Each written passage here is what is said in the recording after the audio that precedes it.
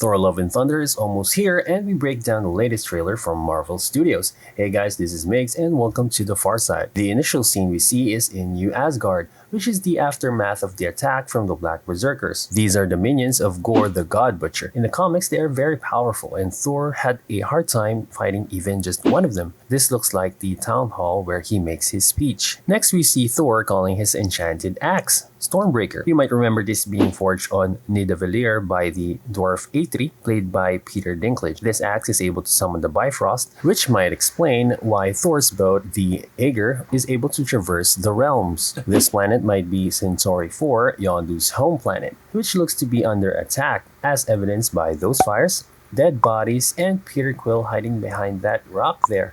Well, you can't really see in the shot. His head's kind of peeking out though. Now this shot is better. You can see all of the details I just said. You can also see the tree where Thor was meditating in the official trailer.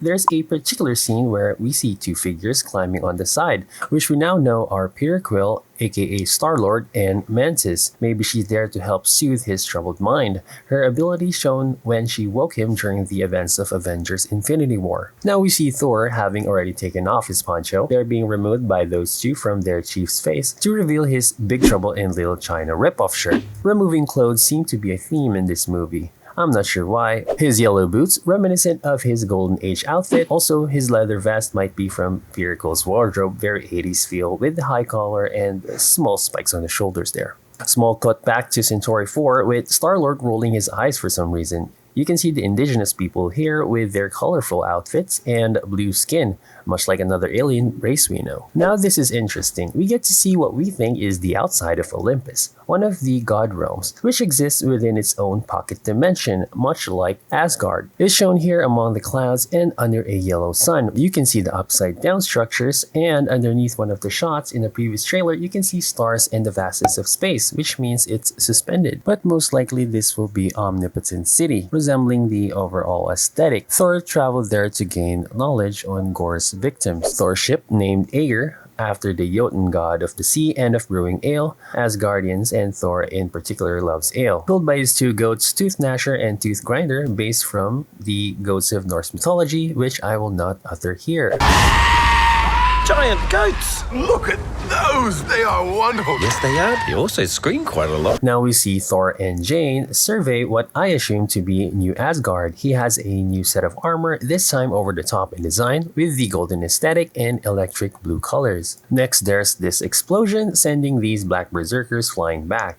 Now we see the giant corpse of Falagar the Behemoth, pulled straight from the panel of Jason Aaron's run of Thor God of Thunder.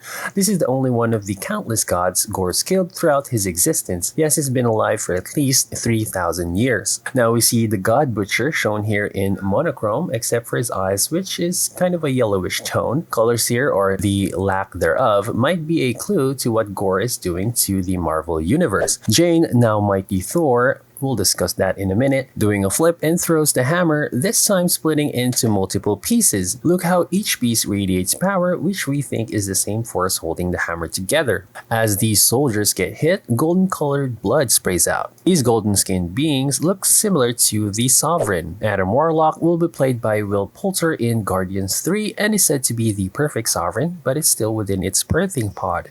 Anyway, King Valkyrie seems to like it, leaking off the blood from her blade. Now we see the reforged Mjolnir fly into Jane Foster's hands, adapted from the Mighty Thor story arc where Jane is a cancer patient, inheriting the powers of Thor after he becomes unworthy. Becoming Thor allows her to stave off her sickness, but returns once she reverts to human form. This time Thor is garbed in the traditional Greek style after getting undressed by Zeus. Oh. Flick too hard, damn it! Uses his lightning wands as a two-handed weapon, like another popular hero. Gorr throws Thor a weapon. Then we see Valkyrie facing off against Gorr in a moonlight background. She seems to be using Zeus's lightning bolt against Gorr's all-black sword. In the comic, the sword was forged by the symbiote deity, Null. This powerful weapon falls into Gorr's possession after Null gets incapacitated, clashing with another god. Thor is interrupted by Meek riding on the whiteboard. Meek is another gladiator from Sakaar, as you remember, who is wearing a green coat for whatever reason. The new Asgardian guard wears armor reminiscent of the old ones we saw in Thor Ragnarok. This scene where she says they're all going to die seems to be cut. She's wearing a sweater from the speech scene right there, then wearing her armor flecked with golden blood. Guardians of the Galaxy popping here, fighting weird robot things. Thor inside the chamber with the statues of celestial entities. We saw a shot of that from the other trailers. Statues inside are the Living Tribunal with 3 heads, the Watcher Uatu, voiced by Jeffrey Wright in What If series, Lady Death, basically Thanos' girlfriend in the comics.